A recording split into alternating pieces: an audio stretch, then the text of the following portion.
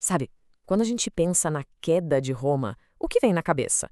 Geralmente é aquela cena de filme, né? Um colapso total, legiões destruídas, cidades pegando fogo, o fim de uma era. Mas olha, essa imagem, por mais forte que seja, talvez simplifique demais as coisas. Então, bora investigar isso mais a fundo. Essa citação de Santo Agostinho é fortíssima. Ele escreveu isso logo depois que os visigodos saquearam Roma, e dá para sentir o choque e o horror daquele momento. É exatamente esse sentimento que alimenta a ideia popular de um fim repentino, violento, sabe? Como se o império de 1000 anos tivesse simplesmente desaparecido da noite para o dia. E é aqui que a história começa a ficar realmente interessante. Será que foi isso mesmo, um desmoronamento total por causa de invasores? Ou será que o império já vinha se transformando por dentro há muito, muito tempo? É exatamente essa questão que a gente vai desvendar agora. Para a gente conseguir entender o que aconteceu lá no século V, a gente precisa voltar um pouco no tempo. Porque, muito antes das famosas invasões bárbaras chegarem com tudo, o Império Romano já estava lidando com uma crise interna bem séria. Então, a gente não pode imaginar Roma como um gigante super saudável que foi pego de surpresa. Não, não. O Império já estava, vamos dizer, doente por dentro. Tinha instabilidade política para todo lado, uma economia que mal aguentava os custos militares e, ainda por cima, uma mudança cultural gigantesca com o cristianismo ganhando força. Foram essas rachaduras internas que, aos poucos, foram minando toda a base do império. E a crise era tão grande que o imperador Diocleciano teve que tomar uma medida radical, a tetrarquia. Pensa bem, a própria ideia de dividir o poder entre 4 governantes já mostra o quanto o império tinha se tornado gigante e difícil de administrar. Foi uma tentativa de resolver o problema, claro, mas também foi um sinal bem claro de que aquela unidade do passado já estava se perdendo. Bom, agora vamos falar dos grandes antagonistas dessa história toda, os bárbaros. Só que esse termo, ele é muito mais complicado do que parece. E entender isso muda completamente a nossa visão dos fatos. O ponto-chave aqui é que bárbaro não era uma descrição neutra. Era um rótulo, uma forma de chamar o outro de inferior. Os gregos começaram com isso e os romanos adotaram para criar uma linha bem clara entre o mundo civilizado deles e todo o resto. E essa simplificação não parava por aí. Os romanos chamavam todo mundo de povos germânicos só porque eles viviam numa região que eles chamavam de Germânia. Isso ignorava totalmente que, na verdade, eram dezenas de tribos diferentes, sabe, como os godos, os francos, os vândalos, cada um com sua própria cultura, sua própria organização. E as diferenças eram bem grandes, sim. De um lado, o Estado romano, super centralizado, urbano, com leis escritas. Do outro, sociedades tribais, seminômades, com leis baseadas no costume, passadas de boca em boca. Eram diferentes? Com certeza. Inferiores? Não necessariamente. Eram só estruturas sociais diferentes, adaptadas a realidades diferentes.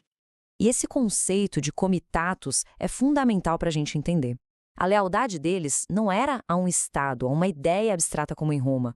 Era uma lealdade a uma pessoa, a um chefe guerreiro. Essa relação pessoal de fidelidade total era a espinha dorsal da organização militar e social deles. Certo. Então, se de um lado a gente tinha os romanos e do outro os povos germânicos, a relação entre eles era sempre de guerra? A resposta, o que pode surpreender, é não. Na verdade, por muito tempo a relação foi de convivência e até de integração. Antes daquelas grandes invasões que a gente sempre ouve falar, que aconteceram lá no século V, existiram séculos de contato. Foi um processo lento, gradual, de trocas, de migrações e, em muitos casos, de cooperação mesmo. E essa integração acontecia de várias formas, como comerciantes nas fronteiras, como agricultores trabalhando em terras romanas e, o que é fundamental, como soldados. O exército romano, na sua fase final, dependia, e muito, desses recrutas germânicos, os foederati. Olha só que curioso, eles eram pagos para defender as fronteiras do império contra outros povos germânicos. Ok, mas se a relação era de uma integração aos poucos, o que foi que mudou? O que transformou essa migração lenta numa crise gigantesca? Pois é, a resposta para isso veio lá das estepes da Ásia Central. Os Hunos. Pensa nos guerreiros nômades especialistas em lutar a cavalo, que, sob o comando de líderes como Átila, simplesmente varreram a Europa. A chegada deles apavorou e empurrou as tribos germânicas que viviam nas fronteiras de Roma, forçando essa gente a buscar refúgio dentro do território do império, muitas vezes de forma desesperada e violenta. E o que veio depois foi um século de caos. A derrota em Adrianópolis em 378 foi um baque imenso. O saque de Roma em 410 foi um trauma psicológico para o mundo romano. A perda da África para os vândalos foi um golpe econômico mortal, porque era de lá que vinha boa parte dos grãos. E, em 476, o ato final, o fim simbólico do poder do imperador no Ocidente. Então a gente chega em 476, a data que todo mundo aprende na escola como o fim do Império Romano. Mas em vez de pensar num fim, talvez seja mais útil pensar nisso como um momento-chave numa longa, longa transformação. Nesse ano, o chefe germânico Odoacro simplesmente tirou do poder o último imperador, um jovem chamado Rômulo Augustulo. E a grande ironia da história? O próprio Rômulo Augustulo era um adolescente que tinha ascendência germânica. E aqui está o detalhe mais importante. Odoacro não se declarou imperador. Ele se tornou rei da Itália. Aquele conceito de um império único no Ocidente, governado de Roma, simplesmente não existia mais. A estrutura política tinha mudado para sempre. E o que nasceu dessas cinzas não foi um vazio, foi uma fusão, novos reinos que misturavam tradições romanas com tradições germânicas.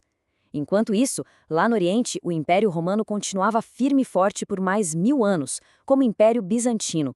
E a herança de Roma, as leis, a língua latina, a religião, acabou se tornando a base para a nova civilização que estava nascendo. Então, no fim das contas, a pergunta que fica é: foi uma queda ou foi uma transformação?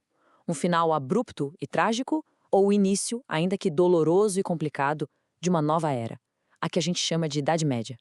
A história, como a gente pode ver, raramente é feita de finais simples, mas sim de mudanças que nunca param.